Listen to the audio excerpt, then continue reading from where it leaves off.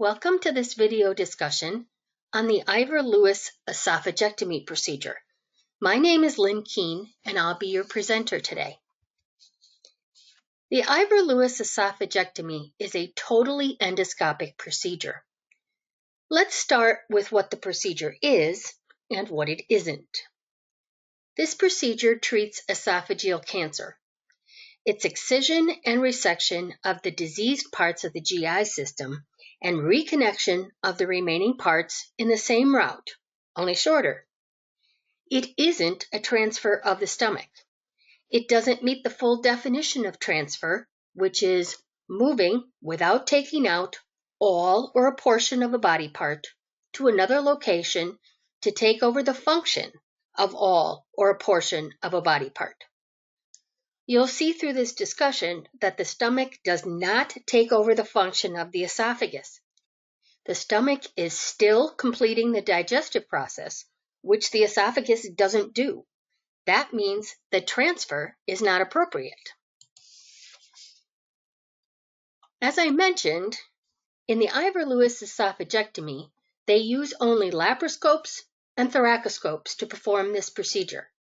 This makes all of the codes have a percutaneous endoscopic approach value of 4. I'll be using these great drawings from Stanford Health to demonstrate the procedure. The link is here for you if you'd like to visit the site. The first step in this procedure is to disconnect the stomach from its attachment to the omentum. You can see the laparoscopic tools here doing their work. The next step is to make the distal incision through the lesser curvature of the stomach. This also forms the gastric conduit at the same time. The greater curvature of the stomach will be all that's left. I do want to note here that this is excision of stomach, but this is not a vertical sleeve procedure. The vertical sleeve procedure removes the greater curvature. In this procedure, they're only removing the lesser curvature and not the greater curvature. When this incision is complete, the surgeon will attach the tip of the greater curvature, where it's being held by the forceps at the top, and they'll attach that to the end of the excised portion of the lesser curvature. Then the surgeon can pull the stomach up into the thorax easily with the scope. You might see this type of procedure also documented as a gastric pull-up procedure, and that's why. The next step is to transect the esophagus well above the tumor. That part's not shown here, but you can see the purse string sutures at the cut end of the esophagus, which now is holding onto the anvil or the head of the GI stapler. The other portion of the stapler is in the gastric conduit. When the stapler is fired, the anastomosis between the stomach and the esophagus will be complete.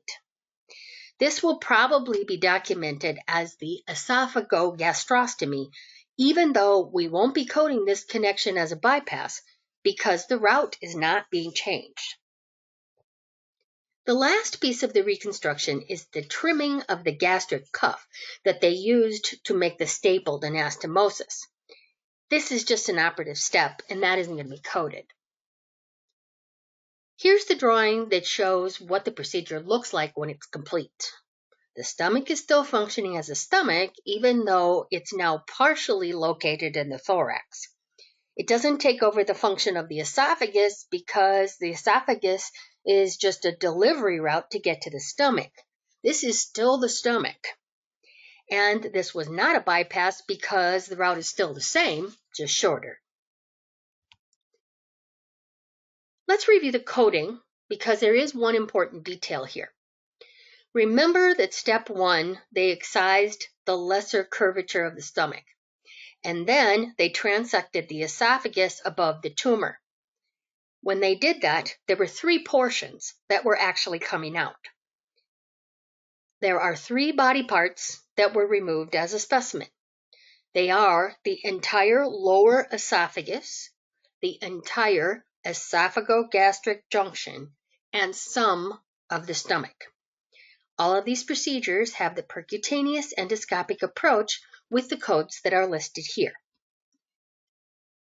Thank you for letting me explain this complex procedure to you today. For complete details on gastrointestinal procedure coding in ICD-10-PCS, click the link for the new Webinar Plus course from Libman Education.